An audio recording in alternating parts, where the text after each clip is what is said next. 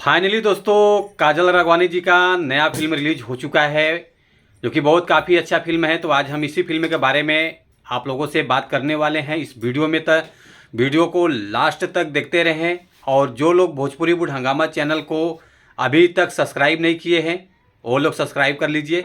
चलिए वीडियो को शुरू करते हैं। नमस्कार दोस्तों, मैं हूं सतीश। आज हम एक ऐसे भोजपुरी फिल्म के बारे में बात कर रहे हैं जो कि काफ़ी बहुत बढ़िया सुपर डुपर हिट फिल्म है। फिल्म का नाम है दुल्हन और दहेज, जो कि इस फिल्म में काम किया है काजल राघवानी जी हैं, जो कि काफ़ी अच्छा फिल्म है। और जैसे कि फिल्म में जो दिखाया गया है, काजल राघवानी जी का जब शादी होता है तो दहेज की बहुत बड़ा मांग होती है। तो दहेज के ऊपर ये फिल्म प्रथा पे पूरी बनी है कहानी। और जैसे कि इस फिल्म में जो स्टार कास्ट है, मैं नाम बता देता हूँ, इस प्रकार है।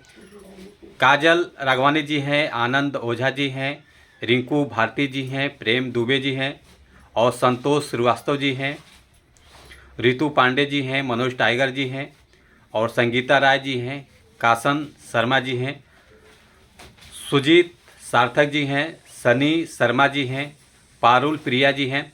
बहुत से सारे अन्य कलाकार इस फिल्म में काम किए हैं।